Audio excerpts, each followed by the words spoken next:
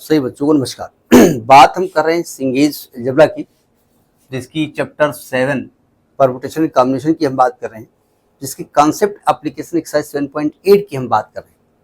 तो देखते हैं उसका नेक्स्ट क्वेश्चन। देखिए सेकंड क्वेश्चन क्या कहता है। सेकंड कहता है in how many ways can 15 members of a council sit along a circular table when the secretary is to sit on one side of the chairman and the deputy secretary on the other side। 15 लोगों की एक committee है जिसको कि circular table में बैठाना है। Generally क्योंकि आदमी हैं तो चेहरे अलग अलग होंगे, लेफ्ट में कोई बैठेगा, राइट में कोई बैठेगा, या वो लेफ्ट राइट में चेंज कर देगा तो अरेंजमेंट चेंज हो जाएंगे। तो हमने कहा था कि अगर लेफ्ट मतलब क्लॉकवाइज एंटी क्लॉकवाइज में डिफरेंस हो तो n-1 फैक्टोरियल तरीका होता है। अगर मारा वाला बन रहा हो, डिफरेंस ना हो, चाहे क्लॉकवाइज लिखो चाहे एंटी क्लॉकवाइज लिखो, तो उसको आधा कर देते हैं। यहाँ आदमी का मामला है तो आधा तो करेंगे नहीं। लेकिन एक कंडीशन दे दी गई कि चेयरमैन, सेक्रेटरी और डिप्टी सेक्रेटरी में चेयरमैन के बगल में एक तरफ सेक्रेटरी हो, एक तरफ डिप्टी सेक्रेटरी हो, लेफ्ट राइट नहीं बोला। अब देखो ध्यान से, 15 लोग हैं, सी चेयरमैन है, एस सेक्रेटरी है या डिप्टी सेक्रेटरी है। होगा यूं कि हमारे पास 15 लोग बैठाने हैं ना, तो 1 2 3 4 5 6 7 8 9 10 11 12 13 14 15। लेकिन ये जो 3 लोग हैं ना, कोई भी नंबर ले लो, चेयरमैन, सेक्रेटरी और डिप्टी सेक्रेटरी, इन्हें एक साथ बैठाना है। तो हमने कहा था अगर एक साथ बैठाना हो तो इन तीनों को उठाओ, एक बोरे में भर लो, बोरे में बांध दो, मुंह उसका बांध दो। अब वो एक बोरा हो गया, यानी ये पूरा एक जगह बैठेंगे जाकर के। अब कितने लोग बचे?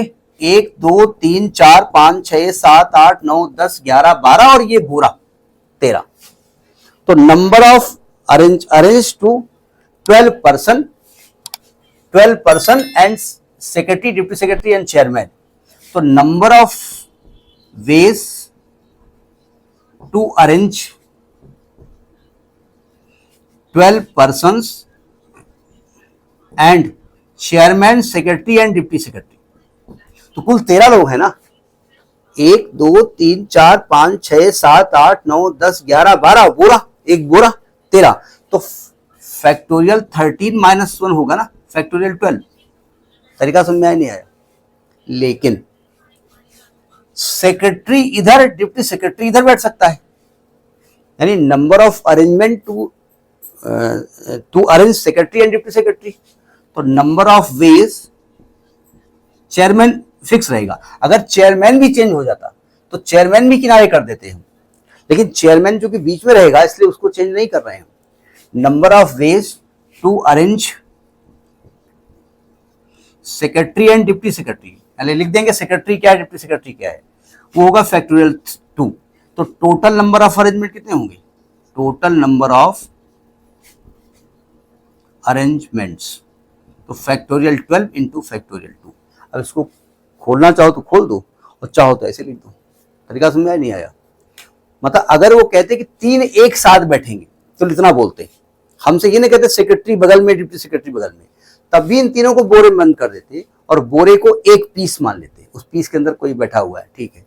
लेकिन बाद में बोरे के अंदर जब अरेंजमेंट करते ना तो चेयरमैन को भी चेंज कर देते। लेकिन उन्होंने ये नहीं कहा, उन्होंने कहा कि एक तरफ सेक्रेटरी होगा, एक तरफ डिप्टी सेक्रेटरी होगा, चेयरमैन की जगह फिक्स रहेगी। इसलिए हम चेयरमैन को डिस्टर्ब नहीं कर रहे हैं, केवल सेक्रेटरी और डिप्टी सेक्रेटरी को डिस्टर्ब कर रहे हैं।